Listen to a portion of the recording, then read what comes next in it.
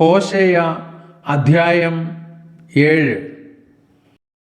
ഞാൻ ഇസ്രായേലിന് ചികിത്സ ചെയ്യുമ്പോൾ എഫ്രൈമിൻ്റെ അകൃത്യവും ശമര്യയുടെ ദുഷ്ടതയും വെളിപ്പെട്ടു വരുന്നു. അവർ വ്യാജം പ്രവർത്തിക്കുന്നു, അകത്ത് കള്ളൻ കടക്കുന്നു, പുറത്ത് കവർച്ചക്കാരുടെ കൂട്ടം കൊള്ളയിടുന്നു. അവരുടെ ദുഷ്ടതയൊക്കെയും ഞാൻ ഓർക്കുന്നു എന്ന് അവർ മനസ്സിൽ വിചാരിക്കുന്നില്ല. ഇപ്പോൾ അവരുടെ സ്വന്തം പ്രവർത്തികൾ അവരെ ചുറ്റിയിരിക്കുന്നു. അവ എൻ്റെ മുമ്പാകെ ഇരിക്കുന്നു. അവർ ദുഷ്ടത കൊണ്ട് രാജാവിനെയും ഭോഷ്കു കൊണ്ട് പ്രഭുക്കന്മാരെയും സന്തോഷിപ്പിക്കുന്നു. അവർ എല്ലാവരും വ്യഭിചാരികളാകുന്നു. അപ്പക്കാരൻ ചൂടുപിടിപ്പിക്കുന്ന അപ്പക്കൂട് പോലെ ഇരിക്കുന്നു. മാവ് കുഴച്ചതു മുതൽ അത് പുളിക്കുവോളം തീയരിക്കാതിരിക്കും. നമ്മുടെ രാജാവിൻ്റെ ദിവസത്തിൽ പ്രഭുക്കന്മാർക്ക് വീഞ്ഞിൻ്റെ ഉഷ്ണത്താൽ ദീനം പിടിക്കുന്നു. അവൻ പരിഹാസികളോടുകൂടെ കൈ നീട്ടുന്നു. അവർ പതിയിരിക്കുന്ന സമയത്ത് തങ്ങളുടെ ഹൃദയത്തെ അപ്പക്കൂട് പോലെ ഒരുക്കിയിരിക്കുന്നു. അവരുടെ അപ്പക്കാരൻ രാത്രി മുഴുവനും ഉറങ്ങുന്നു. രാവിലെ അത് ജ്വലിക്കുന്ന തീ പോലെ കത്തുന്നു. അവരൊക്കെയും അപ്പക്കൂട് പോലെ ചൂടുപിടിച്ച് തങ്ങളുടെ ന്യായാധിപതിമാരെ തിന്നുകളയുന്നു. അവരുടെ രാജാക്കന്മാരൊക്കെയും വീണിരിക്കുന്നു. അവരുടെ ഇടയിൽ എന്നോട് അപേക്ഷിക്കുന്നവൻ ആരുമില്ല. എഫ്രൈം ജാതികളോട് ഇടകലർന്നിരിക്കുന്നു. എഫ്രൈം മറിച്ചിടാത്ത ദോശ ആകുന്നു.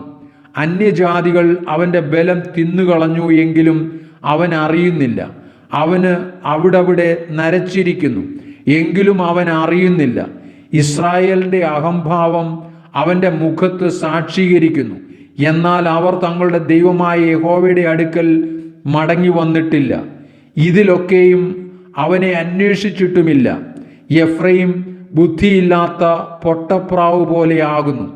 അവർ മിസ്രൈമിനെ വിളിക്കുകയും അശ്ശൂരിലേക്ക് പോകുകയും ചെയ്യുന്നു. അവർ പോകുമ്പോൾ ഞാൻ എൻ്റെ വല അവരുടെ മേൽ വീശും. ഞാൻ അവരെ ആകാശത്തിലെ പറവകളെ പോലെ താഴെ വരുത്തും. അവരുടെ സഭയെ കേൾപ്പിച്ചതുപോലെ ഞാൻ അവരെ ശിക്ഷിക്കും.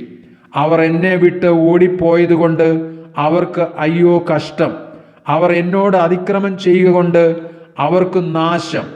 ഞാൻ അവരെ വീണ്ടെടുപ്പാൻ വിചാരിച്ചിട്ടും അവർ എന്നോട് ഭോഷ്ക് സംസാരിക്കുന്നു.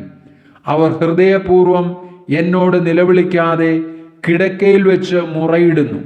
അവർ ധാന്യവും വീഞ്ഞും നിമിത്തം ഒന്നിച്ചു കൂടുന്നു. അവർ എന്നോട് മത്സരിക്കുന്നു. ഞാൻ അവരുടെ ഭുജങ്ങളെ അഭ്യസിപ്പിച്ച് ബലപ്പെടുത്തിയിട്ടും അവർ എൻ്റെ നേരെ ദോഷം നിരൂപിക്കുന്നു. അവർ തിരിയുന്നു, മേലോട്ടല്ലതാനും. അവർ വഞ്ചനയുള്ള വില്ലുപോലെ ആകുന്നു. അവരുടെ പ്രഭുക്കന്മാർ നാവിൻ്റെ ക്രോധം നിമിത്തം വാളുകൊണ്ട് വീഴും.